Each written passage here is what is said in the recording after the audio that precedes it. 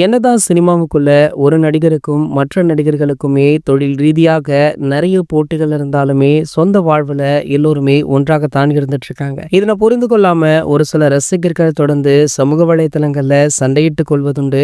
அது போன்று ஒரு சில ஆண்டுகளாகவே சூப்பர் ஸ்டார் ரஜினிகாந்த் அவர்களுடைய ரசிகர்களும் தளபதி விஜய் அவர்களுடைய ரசிகர்களுமே சண்டை போட்டுட்டு இருக்காங்க. அதுவுமே தளபதி விஜய் அவர்கள் அரசியலுக்கு வந்த பின்பு அது சற்று குறைந்து விட்டது அப்படின்னு கூட சொல்லலாம். இந்த நிலையில பாத்தீங்கன்னா தளபதி விஜய் அவர்கள் ஜனநாயக திரைப்படத்தோடு நடிப்பதை நிறுத்திக் கொள்ளலாம் அப்படின்னு முடிவு எடுத்திருக்காரு. அதற்கான அறிவிப்பை கூட வெளியிட்டுட்டாரு. ஆகையால பாத்தீங்கன்னா இனி இது போன்ற சண்டைகள் நீடிக்க வாய்ப்பே இல்லை அப்படின்றதுமே தெரிய வந்திருக்கு. இந்த நிலையில தற்போது சூப்பர் ஸ்டார் ரஜினிகாந்துடைய அதிதீவிர ரசிகர் தான் தளபதி விஜய் அவர்கள் அப்படின்றது பலருக்குமே தெரிந்த விஷயம் தான். இதுல பல மேடைகள்ல சொல்லியிருக்காரு. அது மட்டும் இல்லாம இவருடைய ஆரம்ப காலகட்டங்கள்ல பல படங்கள்ல சூப்பர் ஸ்டாருடைய ரெஃபரன்ஸ் வச்சு பேசியிருப்பாரு. ஏன் சூப்பர் ஸ்டாருடைய டைலாக்கே பேசியிருப்பாரு.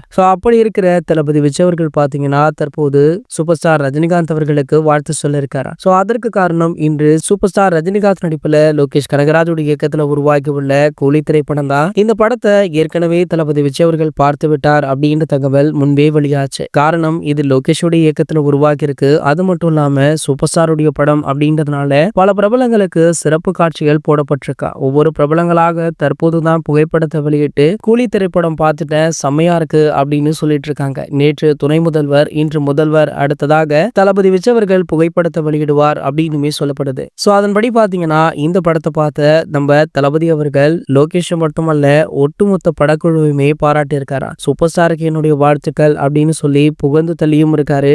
கண்டிப்பாக இந்த திரைப்படம் 1000 கோடி வசூல் செய்யும் அப்படின்றதையுமே மென்ஷன் பண்ணி சொல்லியிருக்காரு. இது போன்ற சினிமா செய்திகளை பற்றி நீங்க உடனே தெரிஞ்சுக்க நம்மளுடைய சேனலை மறக்காம சப்ஸ்கிரைப் பண்ணிக்கோங்க.